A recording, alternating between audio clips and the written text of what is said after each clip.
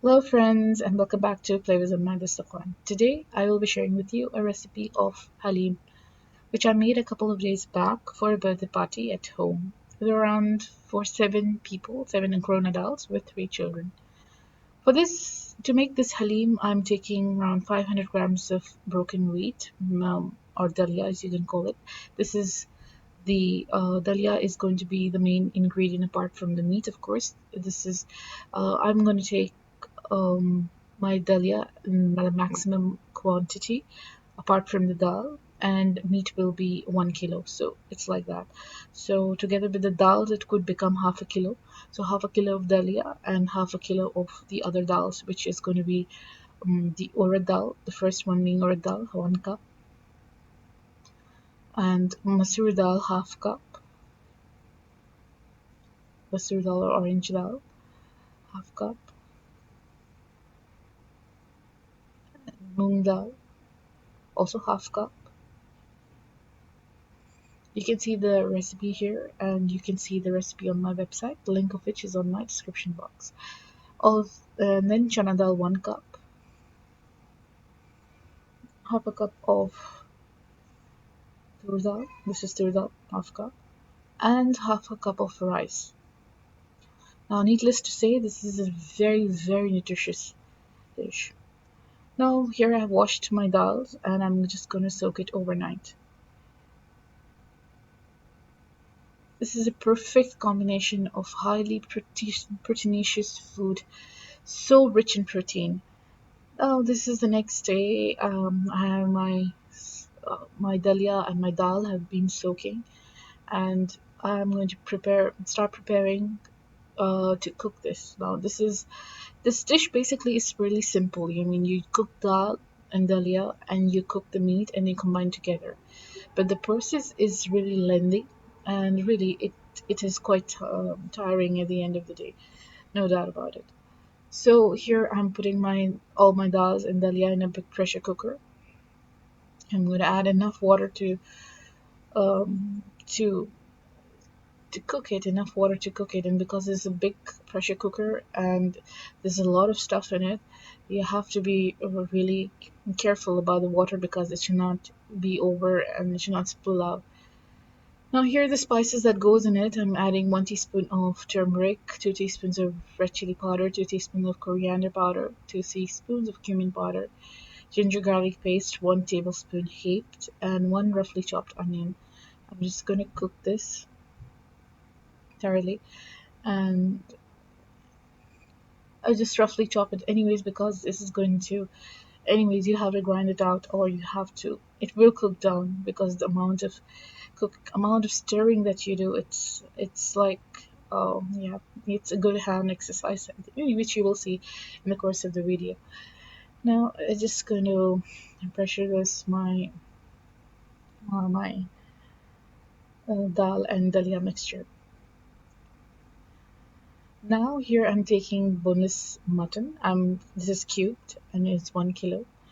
And I'm just going to cook down this. I'm just preparing the korma for this. Now I'm taking half a cup of oil and 6 sliced onions.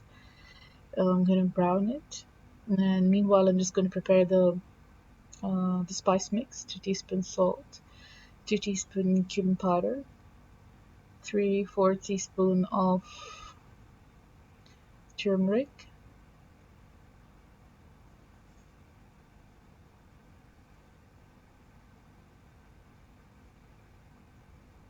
coriander powder, red chili powder, and these spices are perfect. I mean, the quantity that you add, that I have given here, is perfect for this much amount of halem. It really turns out really delicious. Now you see my onions have nicely turned golden. It's browned really beautifully, and this is how I actually want. And at this point, I'm just trying. This point, I'm adding in my ginger garlic paste, which is 2 tablespoons, and all the spices I'm going to add in, and I'm going to cook it. Basically, you're going to cook a meat korma, and my meat goes inside. I'm adjusting this so that you can get a better view of my of my cooking, of the pressure cooker, the way everything is going in. I hope you will find this recipe on my website and all the other recipes, and I hope you will comment if you've tried it and how you tried it, or if you have a different way of cooking.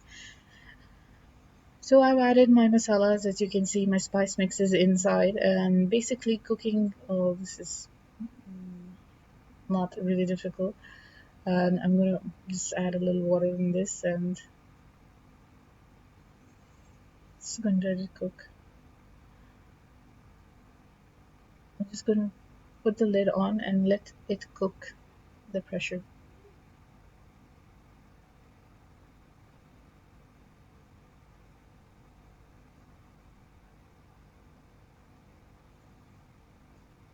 In the meanwhile, you can see my dal and dalia mixture. It's done. It's cooked.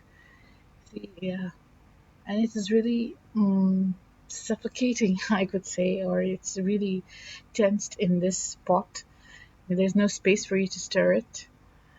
So I'm going to be transferring it into a bigger pot so that it makes it easier for me to cook it. Also, now my dal and my dalia and my mixture is nicely done. I'm adding in enough hot water, boiling water, just to hasten the process of cooking. It's not important to add boiling water, just to make it faster, because it's Halim and it is in any way, no matter how quickly and no matter how advanced, no matter how easily you try to cook it, it is still Halim and it still takes a lot of your time. So it took me the whole day to complete cooking this. I mean, I don't want to scare you off, but I'm just telling you in advance. So if you are preparing Halim as a dish, then you have to make sure that the day of on which you cook Halim, you are not cooking anything else, because this is going to take away all of your time.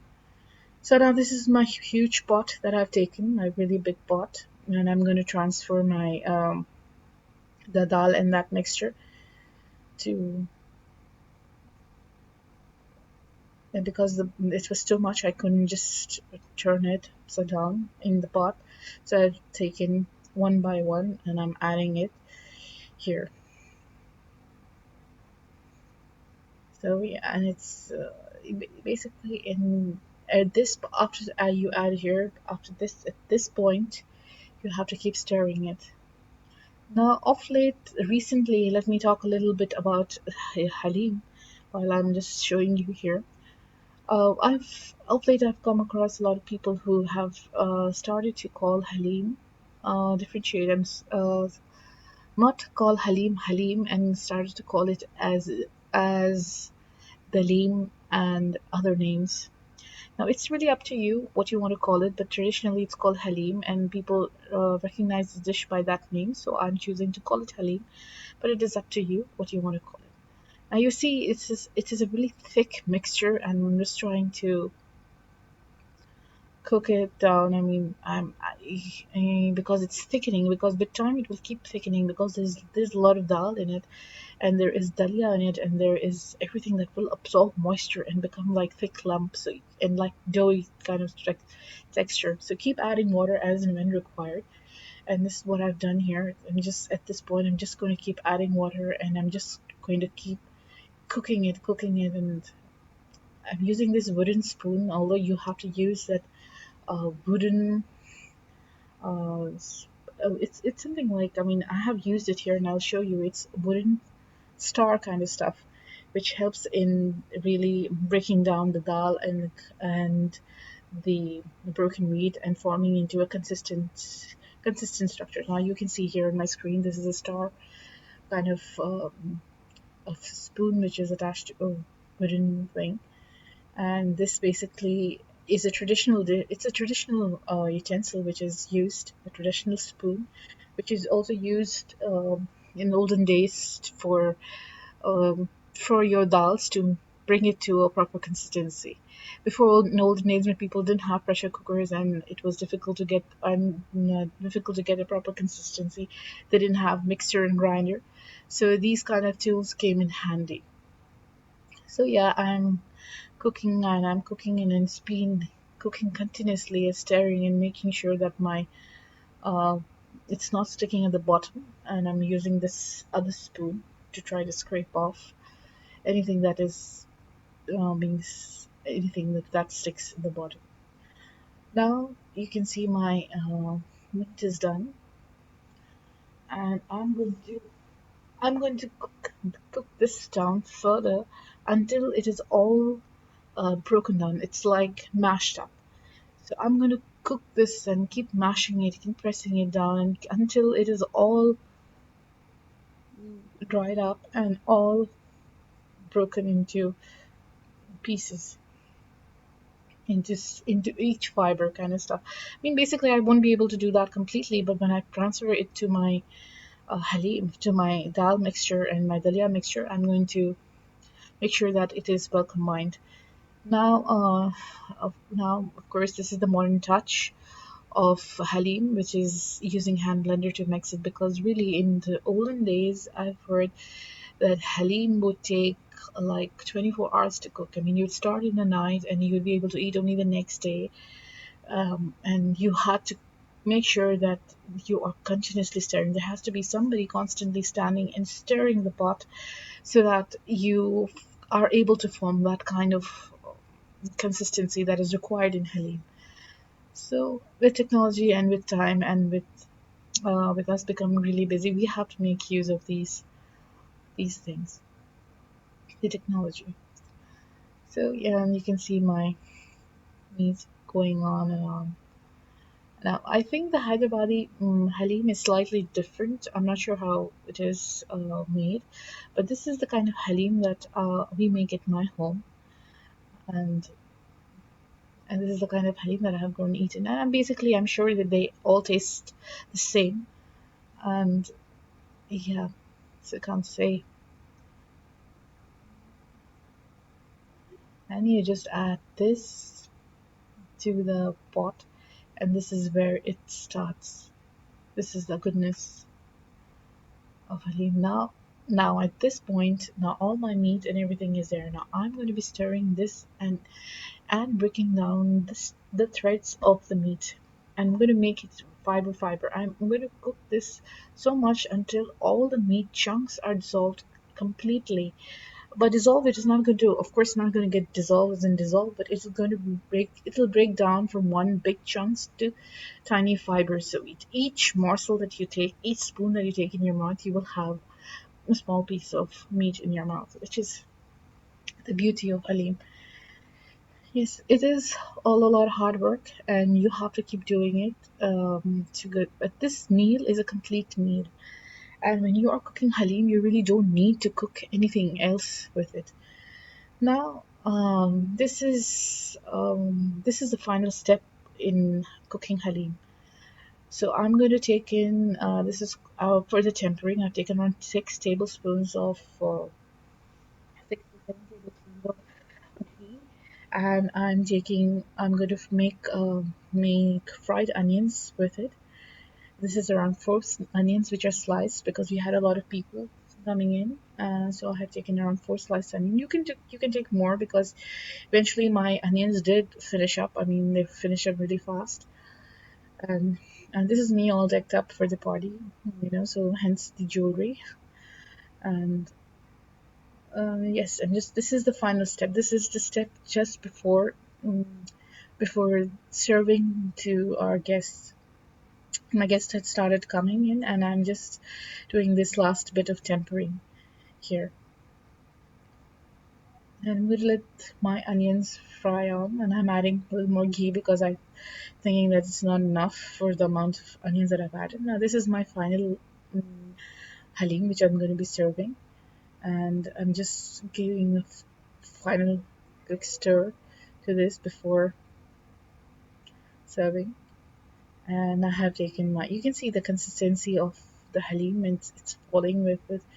It was absolutely delicious. I mean, really, it was. It turned out perfectly well. And yeah, this is my onions. I'm going to take it out in a bowl, and basically, I'm going to take it away, and people will just garnish it on top of there and eat it. Just taking a little bit, I've left out a little bit of biryani there, and you see I've added this to this, and just mixing it around. This is the final, just the step, just 5 minutes before it's going out. This is my huge pot of Halem. Believe me, it was all over in the same day, eaten by 7 adults and 3 children.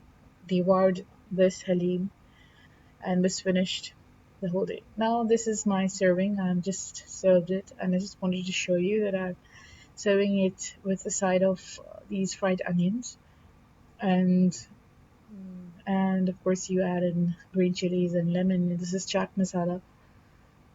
Chaat masala goes beautifully, and with it lemon, sorry, coriander leaves, and this is what my table looked that day. I mean, it's not nothing. I mean, at the end of it, I had to bring out my huge box and keep it here. Yeah, huge pot in which I put, because refilling this small bowl was just not possible.